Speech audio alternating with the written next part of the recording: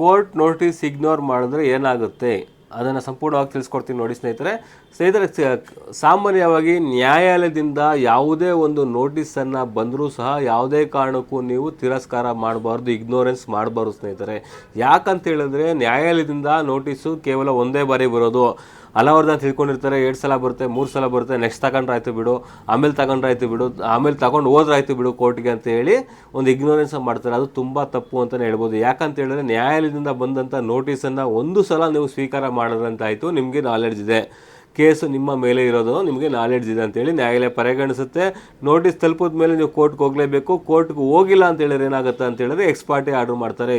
ಯಾವ ಒಬ್ಬ ವ್ಯಕ್ತಿ ಒಂದು ಪ್ರಕರಣ ದಾಖಲಿಸಿರ್ತಾನೋ, ಈ ರಿಲೀಫನ್ನು ಕೇಳಿರ್ತಾನೋ, ಎಕ್ಸಾಂಪಲು ನಿಮ್ಮ ವಿರುದ್ಧ ಒಂದು ಇಂಜೆಕ್ಷನ್ ಆರ್ಡರ್ ಕೇಳಿರ್ಬೋದು, ನೀವು ಕೋರ್ಟ್ಗೆ ಹೋಗಿಲ್ಲ ಅಂತ ಹೇಳಿದ್ರೆ ಅವನ ವಿರುದ್ಧ ಒಂದು ಇಂಜೆಕ್ಷನ್ ಆರ್ಡರ್ ಗ್ರಾಂಟ್ ಆಗುತ್ತೆ. ಎಕ್ಸಾಂಪಲ್ ಇಲ್ಲ ಅಂದರೆ ಫೆಸಿಫಿಕ್ ಪರ್ಫಾರ್ಮೆನ್ಸ್ ಸೂಟಲ್ಲಿ ಒಂದು ಕೇಸನ್ನು ಹಾಕಿರ್ಬೋದು, ನೀವು ಅಗ್ರಿಮೆಂಟ್ ಮಾಡ್ಕೊಟ್ಟಿರ್ತೀರ, ಅವ್ನು ಅಗ್ರಿಮೆಂಟ್ ಮಾಡ್ಕೊಂಡಿರ್ತಾರೆ, ನೀವು ರಿಜಿಸ್ಟ್ರೇಷನ್ ಮಾಡ್ಕೊಟ್ಟಿರಲ್ಲ, ರಿಜಿಸ್ಟ್ರೇಷನ್ ಮಾಡಿಕೊಡಿ ಅಂತ ಹೇಳಿ ಪ್ರಕರಣ ಕೇಸಲ್ಲಿ ಹಾಕಿರ್ತಾನೆ, ಕೋರ್ಟ್ಗೆ ಹಾಕಿರ್ತಾನೆ.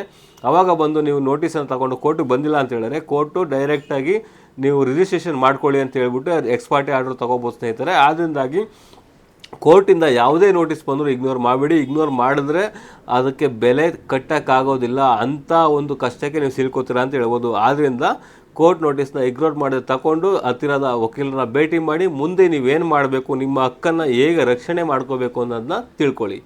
Thank you.